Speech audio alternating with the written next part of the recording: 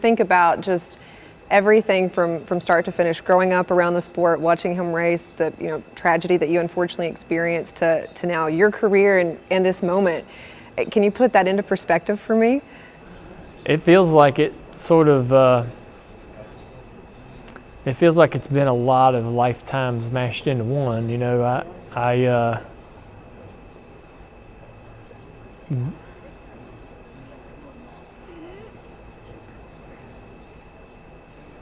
I think that I was just, words really don't feel like they do it justice. And I want to keep saying the word blessed, but it doesn't seem like it really captures the emotion that I feel when I think about all the things that I got to experience. And, but I was very lucky, I was so fortunate time and time again, and when I was young and coming into, racing as a driver, I didn't have any expectations. I didn't have I hope this happens, or I hope I can accomplish this many wins or this many championships. I had zero expectations. I never even thought I would make it. When I was 14, 15, 16 years old, I thought it's not going to happen.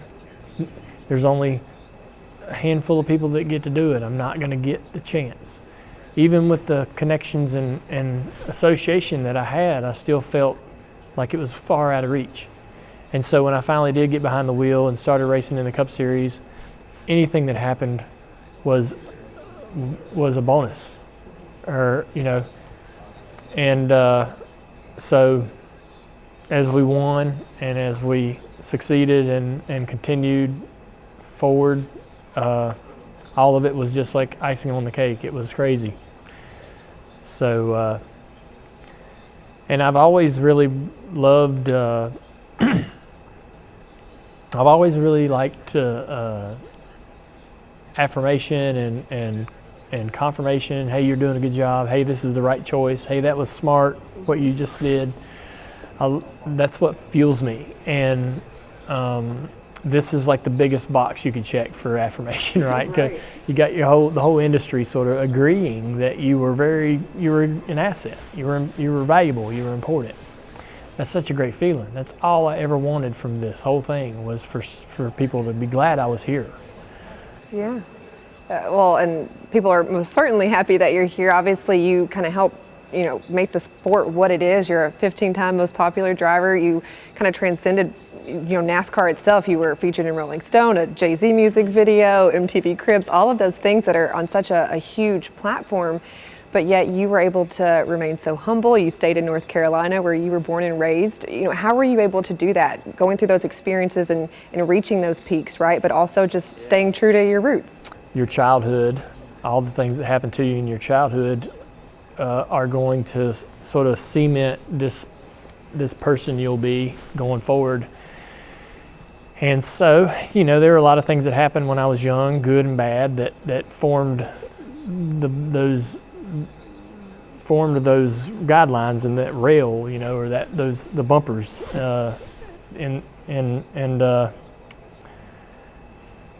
that was part of it. But also the people that you spend time with and the people you're around. If you're around people that encourage you, poor behavior or bad behavior, you tend to lean that way. But lucky for me, I was kind of always surrounded with not only good people that were setting great examples for me as far as making decisions, but also people that had my best interest. It would have been so easy, I think, for me to fall into a group that was really not looking out for me. But I was always lucky in the fact that I was around people that did look out for me. I certainly positioning myself with my sister and hiring her as a general manager back in '03 or whenever that happened was one of the best things I did for my professional career. The trust that you have with somebody like that, is so strong. So, and then meeting my wife, Amy, when she changed my life in so many ways, it's ridiculous. I was a completely different person when we first met than I am today. And everything about my life got better. Even before I became her husband, even before I became a father, she just continued to improve my life and help me see the world in a different way and help me really enjoy it. I was such a shy sort of introvert, and I would have been that way the rest of my life. Believe it or not, I would lock myself in the bus on the race weekends and just sit there and play video games. And I did the same thing at home, unless I was signed up to go do something else. I didn't want to leave. And she's like, I'm not living that way. We're getting out. We're going to dinner. What? Dinner? Why would I want to do that? I can cook this food in the kitchen. But she's like, we got to go see. I need to be around people, And anyways, that was just kind of the start of the transformation. But I just been really lucky to be around.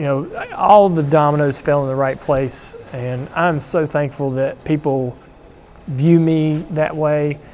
It's the weirdest thing to talk about yourself, but I've read a couple articles this week, and in those comments from either articles or things that I've seen from people that I've worked with, that I've interacted with throughout my career, for them to say that they really appreciated me just as a person means that's the most important thing. That's better than any trophy or any win that I ever had on the racetrack.